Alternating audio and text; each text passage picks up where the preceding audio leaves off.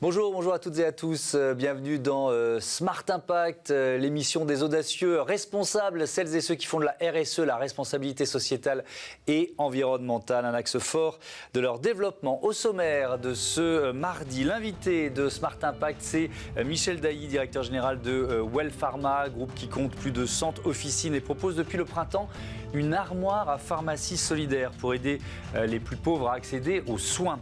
Notre débat du jour concerne l'entrepreneuriat à impact et les grandes tendances qui se dessinent pour cette nouvelle année avec Sophie Vanier, la présidente de la Ruche, et Olivier de la Chevannerie, le président du réseau Entreprendre. Et puis, dans Smart Ideas, la start-up Pick and Pick, première banque d'images française et solidaire, un outil éthique de production et de partage de photos libre de droit. Voilà pour les titres. C'est Smart Impact qui commence tout de suite.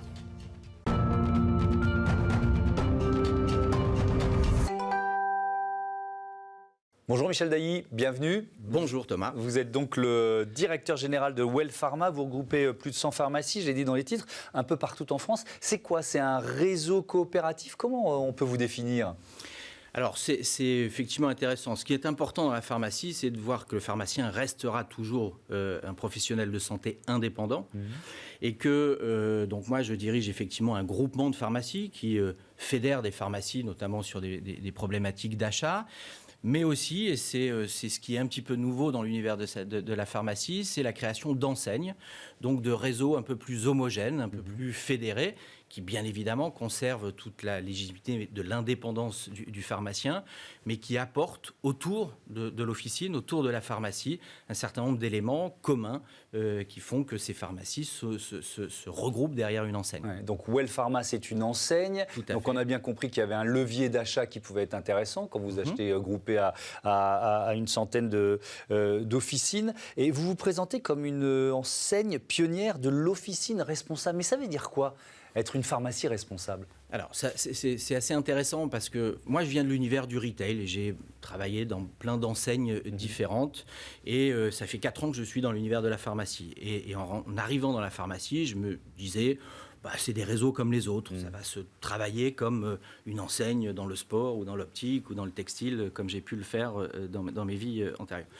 Ce n'est pas le cas puisque, par essence, encore une fois, le pharmacien est un professionnel de santé avant d'être un commerçant. Alors, le paradoxe, c'est qu'il a une surface commerciale dans une rue, dans un centre-ville, avec une enseigne, avec de la vitrine. Donc, il y a toujours cette dichotomie entre commerçant et professionnel.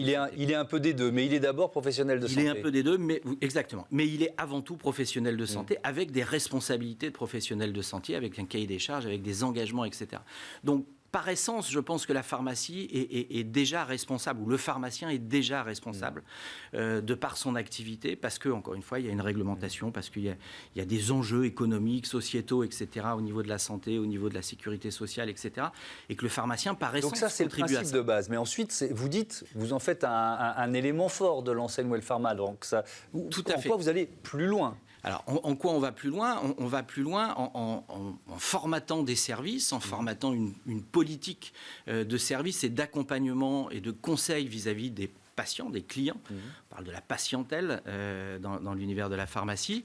Donc en formatant et en marketant des services et des éléments qui renforcent encore cette responsabilité du pharmacien. Alors, on va prendre quelques exemples. Et celui qui nous réunit aujourd'hui, puisqu'au printemps dernier, vous avez lancé ces armoires à pharmacie solidaire. Pourquoi et aussi comment ça marche?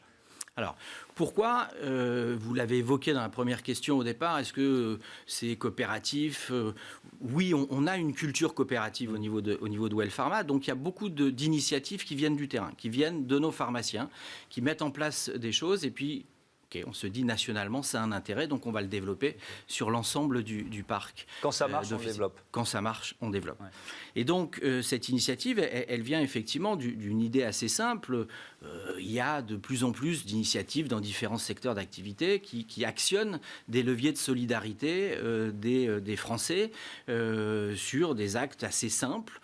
On parle des arrondis dans certains cas au niveau de certains commerces. Et là, on avait effectivement une problématique dans la dimension de la santé qui est l'accès à certains produits que certaines personnes n'ont pas parce qu'ils n'ont pas les moyens aujourd'hui d'acheter des produits utilitaires, des produits de base, une brosse à dents, du dentifrice, des produits d'hygiène, etc. Donc, on s'est dit, effectivement, il y a du sens au niveau de la pharmacie Well Pharma à développer une initiative qui va inciter les gens à donner au profit de gens qui ont besoin.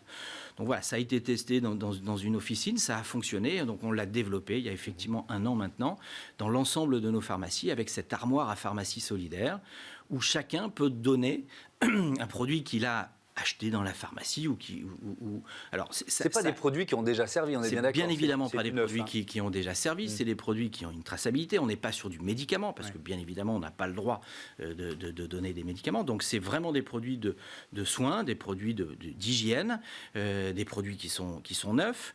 Alors on a associé aussi nos fournisseurs à ce type de démarche. Donc on a aussi des fournisseurs qui donnent à la pharmacie des produits pour cette armoire à pharmacie. Mais il y a vraiment physiquement dans les Physiquement, il y a une armoire, boîte en plexiglas au milieu de la pharmacie où chacun peut aller mettre dans la boîte le produit qui est à destination des gens qui en ont le plus besoin. Est-ce que vous diriez, par nous interrompre, que c'est encore plus important avec l'épidémie, parce qu'il y a une paupérisation de la société liée à l'épidémie, à la crise sanitaire et économique? Bien sûr, bien évidemment, parce que ne serait-ce que sur des produits comme du gel hydroalcoolique, comme sur des masques, alors maintenant, le produit est un peu plus accessible qu'il ne l'a été à un moment donné, mais je vous assure que cet été, c'était des produits que tout le monde recherchait et sur lesquels il y avait vraiment du sens à pouvoir donner ces produits à des gens qui en ont besoin. Donc les armoires à pharmacie solidaire, puisqu'on parle du coronavirus, est-ce que quel regard vous portez, je fais un petit pas de côté, sur le retard que la France est en train de prendre en matière de vaccins, parce que quand on dirige un groupe de pharmacies, l'administration de la santé, on sait ce que c'est. Donc qu'est-ce que ça vous inspire ? Alors c'est un débat compliqué, effectivement, parce que effectivement, quand on regarde les chiffres aujourd'hui, on se dit qu'on est très en retard et que ça va très très lentement. Les pharmaciens sont disponibles pour faire de la vaccination. On leur a demandé il y a 2 ans de participer à la vaccination contre la grippe. Ils l'ont fait. Aujourd'hui, ça a augmenté la couverture vaccinale. Voilà. Après, le débat vous êtes disponible, mais est-ce que vous êtes dans le dispositif ? Non, pour l'instant. Mais comme pour les masques à un moment donné où les masques n'étaient pas, on ne pouvait pas dans la pharmacie, en pharmacie vendre des masques à des particuliers puisque le stock de masques était destiné aux professionnels de santé. À partir du moment où ça a été ouvert, les pharmaciens ont fait et ont vendu des masques. Je ne veux pas vous placer en porte-à-faux vis-à-vis de l'administration, mais est-ce que vous diriez qu'on est suradministré, notamment en matière de santé, et que ça explique peut-être ce retard ? Parce que quand il y a trop de personnes pour décider, finalement, plus personne décide. Je pense qu'encore une fois, si on est assez objectif sur la situation générale, les décisions ne sont jamais faciles à prendre et qu'il y a certainement une volonté de prudence extrêmement forte qui freine peut-être certains développements.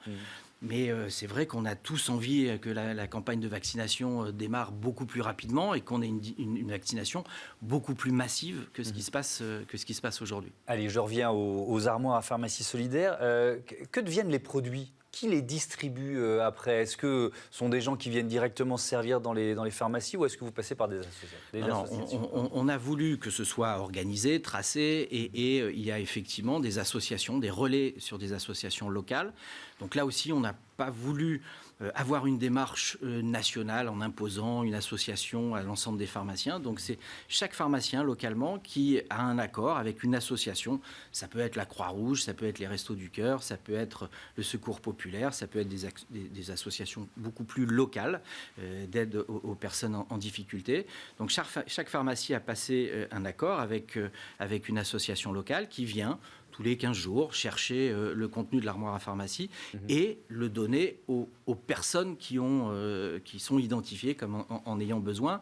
On ne voulait pas que ce soit quelque chose en libre service à l'intérieur de la pharmacie. Et vous avez pu évaluer combien de personnes avaient bénéficié ou combien de produits avaient été récoltés? Je n'ai pas fait le calcul, je suis désolé, mais on a une cinquantaine de produits qui sont donnés tous les 15 jours par pharmacie à ces associations. Donc ça représente quelque chose réellement et ça apporte surtout du bonheur à certaines personnes. Il nous reste une minute pour aller d'une autre, pour comprendre un peu en quoi Well Pharma est effectivement solidaire. Il y a ce service Ma Pharmacie à la maison. En quoi ça consiste? Qui est concerné en fait? Alors, Ma Pharmacie à la maison, c'est plutôt sur des personnes âgées qui sont un peu moins mobiles que d'autres et à qui on apporte le service du pharmacien qui va se rendre au domicile du patient sur des choses simples pour de la livraison de médicaments, mais aussi sur de l'audit du domicile, sur du tri de l'armoire à pharmacie du patient. Voilà, c'est une manière de déplacer le pharmacien chez son patient qui, lui, ne peut pas forcément se déplacer. On l'a lancé il y a 2 ans maintenant de ça. C'était un peu long à se mettre en place. Bien évidemment, la période Covid de ces derniers temps a facilité aussi l'accélération de ce service et un besoin réel de certaines catégories de population. Merci beaucoup, merci Michel Dailly. À bientôt sur Bismart. Bon vent à Well Pharma. Tout de suite, notre débat sur les entrepreneurs à impact. On se projette sur les enjeux de cette année qui démarre.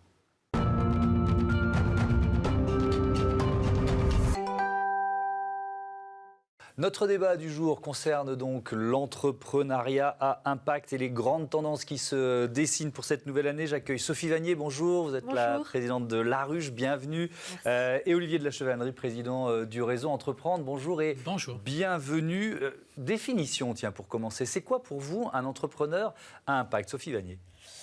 Alors, c'est avant tout un entrepreneur, c'est-à-dire qu'il va chercher un modèle économique viable, une bonne idée, une pérennité, mais il va aussi chercher à avoir un impact positif sur la planète et sur les hommes, à utiliser les ressources de façon responsable. Donc on va dire que dans les projets à impact, il y a une double finalité, à la fois créer une activité pérenne, mais aussi avoir un impact positif. Olivier de la Chevannerie, même question. Et aussi, en quoi le réseau Entreprendre, qui regroupe, je crois, plus de 14 000 chefs d'entreprise, 15 000 aujourd'hui, ça représente quoi pour eux, ce mot impact? Est-ce que c'est une opportunité, une contrainte, un engagement, tout ça à la fois? Alors d'abord, pour répondre à votre question, qu'est-ce qu'un entrepreneur à impact? D'abord, on peut le prendre dans l'autre sens, c'est-à-dire que c'est une personne qui a une idée d'innovation sociale, environnementale, et qui veut transformer ça en entreprise. Ouais. Et donc, le rôle de Réseau Entreprendre, en fait, c'est d'accueillir ces entrepreneurs qui ont des idées sociales, environnementales, et pour en faire une vraie entreprise. En fait, on aide des entrepreneurs de l'économie sociale et solidaire à avoir un business model économique viable. Donc, pour répondre à la deuxième partie de ma question, c'est plutôt une opportunité, voire même un engagement qu'une contrainte pour les entrepreneurs du réseau. Non, je pense qu'aujourd'hui, si vous voulez, il y a une vraie lame de fond. Elle était avant le Covid, depuis plusieurs années, il y avait cette lame de fond. Les entrepreneurs veulent se lancer dans une démarche RSE, dans une démarche à impact. Ça, c'était une lame de fond. On espère que cette lame de fond ne s'est pas écrasée sur le mur du Covid, mais aujourd'hui, cette envie, les entrepreneurs l'ont en eux. C'est-à-dire, si je quitte à créer une société, quitte à développer une société, autant qu'elle soit belle, autant qu'elle ait un impact positif sur l'environnement et qu'elle ait du sens. Ouais. Donc c'est une espèce de lame de fond qui heureusement a passé le mur du Covid. Espérons. Aujourd'hui, voilà, nous avons envie de faire, en plus de nos entreprises économiquement viables, comme vous disiez tout à l'heure, nous avons envie de faire des entreprises belles. On va parler de l'impact de cette crise sanitaire et économique, évidemment, sur ces enjeux. Mais en quoi Laruche aide les entrepreneurs à impact? Expliquez-nous. Alors nous, on les aide déjà à s'identifier comme, voilà, j'ai une idée, je peux me lancer, de dire c'est possible. Donc on les accompagne au stade de l'idée pour construire le projet et jusqu'à la levée de fonds. Et donc on leur offre un écosystème pour le faire, c'est-à-dire un réseau, parce qu'on n'entreprend pas seul, des compétences, des formations. Et donc on va être une vraie boîte à outils pour ces entrepreneurs à impact, pour consolider leur projet et se lancer. Alors, l'objectif de ce débat, c'est de se projeter un peu dans cette année qui commence. Quelle grande tendance vous voyez se dessiner ?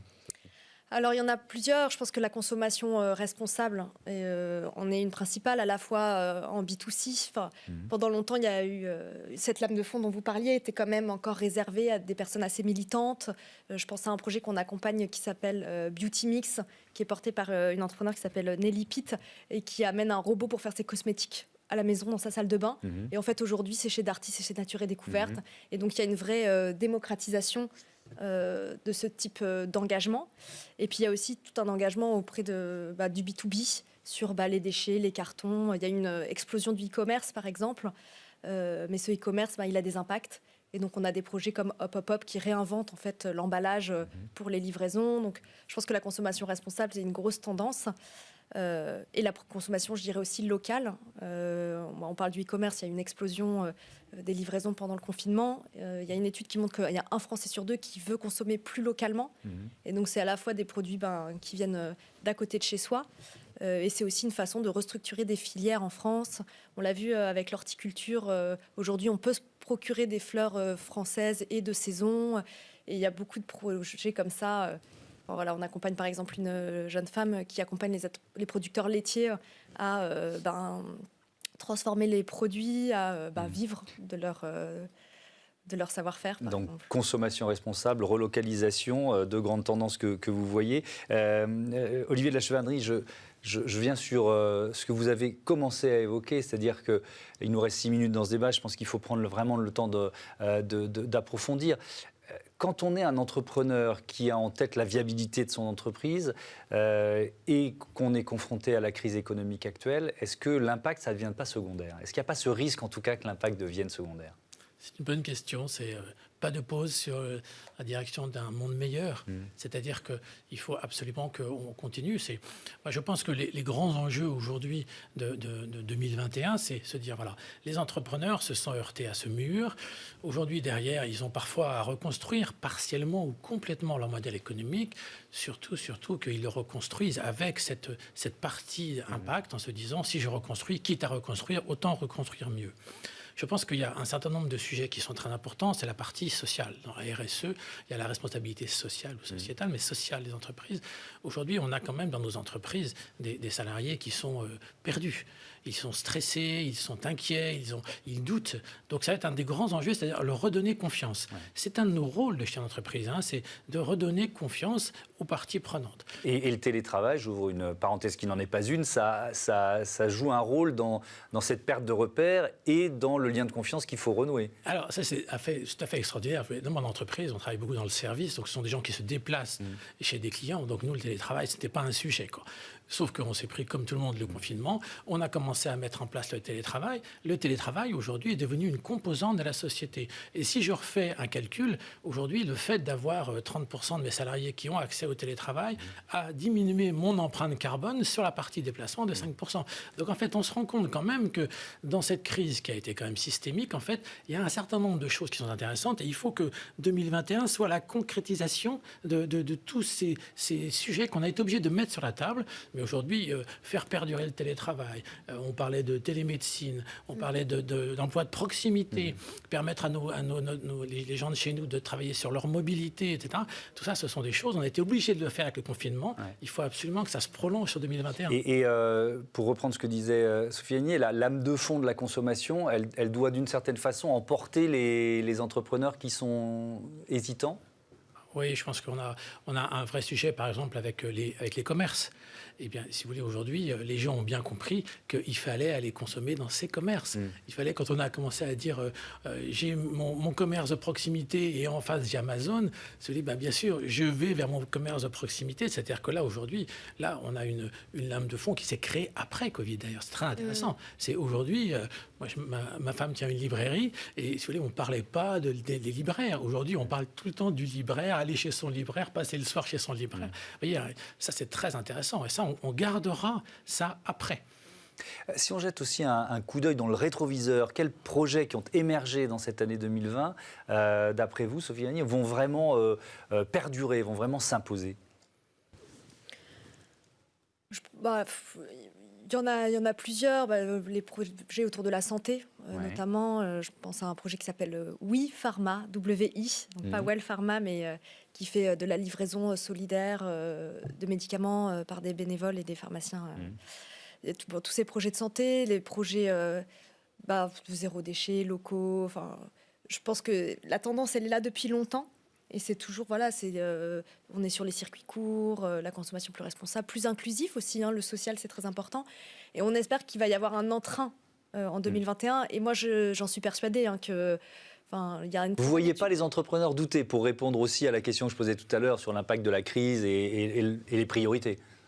Disons que cette crise, si elle doit avoir une externalité positive, c'est qu'elle doit être une opportunité pour l'entrepreneuriat à impact d'émerger. Et ça, j'en suis plutôt persuadée. Aujourd'hui, il y a quand même une prise de conscience que l'activité humaine peut avoir un impact néfaste sur la planète et peut entraîner ce genre de crise. Et en fait, c'est aussi répondre à un besoin de marché que de monter des entreprises à impact aujourd'hui. Ça vous arrive jamais d'avoir un patron ou une patronne qui vous dit « Mais attendez, ok, mais là, j'ai plus le temps de m'en occuper de ces questions-là de RSE. Je suis dans l'urgence de la survie ». Si, bien sûr, mais nous, les projets qu'on accompagne... c'est pas, l'impact, il est au cœur du projet, j'ai bien compris. C'est une colonne vertébrale. Ouais. Après, bien sûr, entreprendre et chercher un impact, ça crée des challenges en termes de modèle économique. Et donc, évidemment, nous, on a lancé un parcours qui s'appelle le parcours Relance. On doit aider les entrepreneurs à se réinventer, mais ce ne sera pas en oubliant l'impact, évidemment. 1 minute 30 pour terminer. Est-ce que vous diriez que ces entreprises à impact, elles ont plutôt mieux résisté, Olivier de la Chevannerie? Alors, en fait, quand une entreprise est à impact, elle a déjà un appui social. Et je trouve que quand on a mis le social au centre de son projet, eh bien, ça se passe mieux. Vous voyez, par exemple, on parle beaucoup de l'actionnariat salarié. Quand les entreprises ont des salariés qui sont actionnaires, eh bien, dans un coup dur comme on traverse aujourd'hui, eh bien, il y a une certaine fidélité du salarié. Il comprend les difficultés, etc. Donc, on a déjà cela. Et on se rend compte aussi que les entreprises à impact sont souvent des entreprises qui ont travaillé sur leur raison d'être. Et en fait, quand j'ai une raison d'être, c'est-à-dire que j'ai un socle solide de fondation de mon entreprise, eh bien, quand il y a une tempête, eh bien, mon socle tient. Donc, on a l'impression, alors on n'a pas le recul, mais on a l'impression que les entreprises à impact, effectivement, résistent mieux face à la crise. Même question. Honnêtement, je ne sais pas si elles résistent mieux. En tout cas, elles ont été mises en lumière. Et je pense que pour certaines, c'est aussi une opportunité de faire connaître des engagements historiques. Et en tout cas, on sera là. Et il y a eu beaucoup de choses qui se sont structurées pour les aider. Il y a des nouveaux fonds, des fonds aussi d'investissement pour les entrepreneurs sociaux. Les réseaux sont là. Donc, je ne sais pas si elles résisteront mieux, mais en tout cas, on sera là pour les accompagner. Merci beaucoup. Merci à tous les deux d'avoir participé à ce débat. Et à bientôt sur Bismart. Tout de suite, c'est Smart Ideas, une start-up à l'honneur.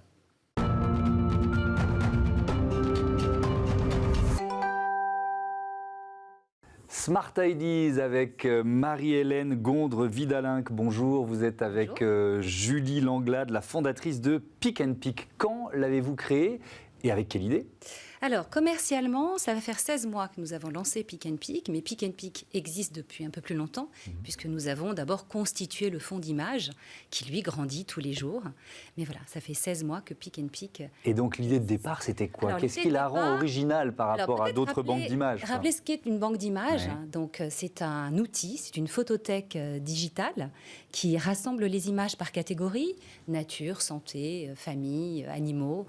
Et c'est un outil indispensable pour tous les professionnels de la communication. Les agences de publicité, mais aussi les responsables ou services marketing, communication des entreprises qui ont besoin d'images pour illustrer leur support de communication. Et cette idée, elle nous est venue après un long usage, puisque avec Julie Langlade, nous nous sommes connus en agence de publicité et nous avons acheté beaucoup d'images pour nos clients auprès des grands acteurs du marché, sont Getty, Shutterstock, Adobe, tous anglo-saxons. Et on a entendu beaucoup d'insatisfaction. L'insatisfaction de nos clients qui nous disaient les images que vous nous proposez, on les retrouve partout. Oui, elles sont un peu lambda. Voilà, elles sont un peu clichés. Elles n'ont pas d'âme, elles sont un peu clichés. Exactement, elles sont culturellement très marquées, banque d'images anglo-saxonne. Nos créatifs en agence qui nous disaient aussi que la recherche était souvent fastidieuse, qu'ils n'arrivaient pas à illustrer l'authenticité, le moment présent. Et d'ailleurs, très souvent, ils allaient, eux, sur Instagram pour chercher l'inspiration et ensuite chercher dans les banques d'images quelque chose d'à peu près approchant. Et puis, on a entendu aussi l'insatisfaction des photographes qui, eux, collaboraient avec les banques d'images, ils nous disaient que finalement, les banques d'images vendent des abonnements avec des prix dégressifs et qu'ils se retrouvaient avec quelques euros en poche. Et donc, ils étaient extrêmement mal payés. Ça, c'est l'un des éléments importants quand on parle de Pick and Pick. Votre combat, l'un de vos combats, c'est une rémunération normale des photographes, c'est ça? Comment sont-ils rémunérés? Alors, nous les rémunérons de façon très transparente. Ils reçoivent 50% du prix de vente de leur image. C'est important parce qu'en ce moment, depuis même quelques temps, on voit de plus en plus de banques d'images gratuites qui arrivent sur le marché. Et même des grands acteurs comme Adobe, par exemple, viennent d'ouvrir une partie de leur collection en accès gratuit. Et ça, c'est très dangereux. Très dangereux pour les photographes et très dangereux pour l'image que ça peut laisser. C'est que justement, le travail artistique ne vaut rien. Une image est gratuite, bon, finalement, où est la valeur? Et on se bat vraiment avec toute notre communauté. On a plus de 300 photographes aujourd'hui sur Pick and Pick. Nous les appelons d'ailleurs les pickgrammeurs. Et nous nous battons avec eux pour redonner de la valeur, redonner du sens, redonner de la valeur à l'image. Pickgrammeur, vous avez cité Instagram, c'est un peu le, Oui, c'est un peu pas le modèle, mais en tout cas une source d'inspiration. Exactement. Nous sommes allés chercher cette nouvelle génération de capteurs d'images sur Instagram. Certains sont d'ailleurs des professionnels de la photo, d'autres sont des amateurs passionnés. Et on cherche d'ailleurs aussi à pousser le talent de ces jeunes photographes.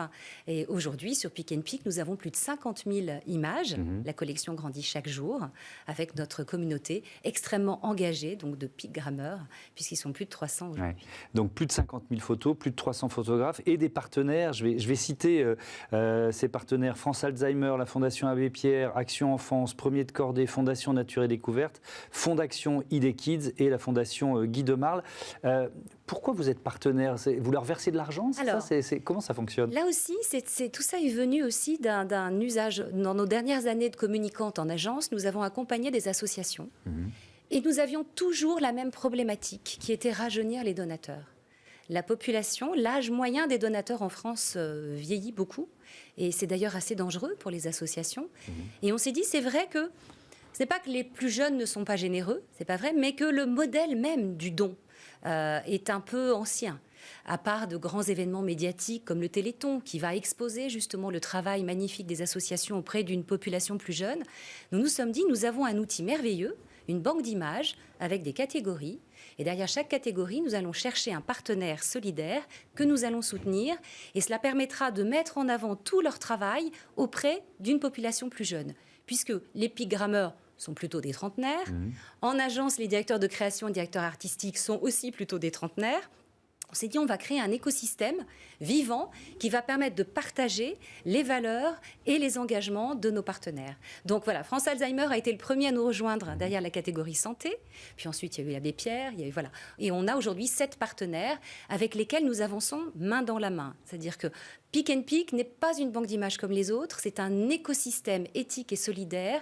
Et nous co-construisons tout ensemble. Même notre offre commerciale. Merci beaucoup. Merci Marie-Hélène Gondre-Vidalin, et à bientôt sur Bismart. Bon vent à Pick and Pick. Merci très belle idée. beaucoup. Voilà, c'est la fin de cette émission. Je vous dis à demain, 9h, midi, 20h30 sur Bismart, la chaîne des audacieux.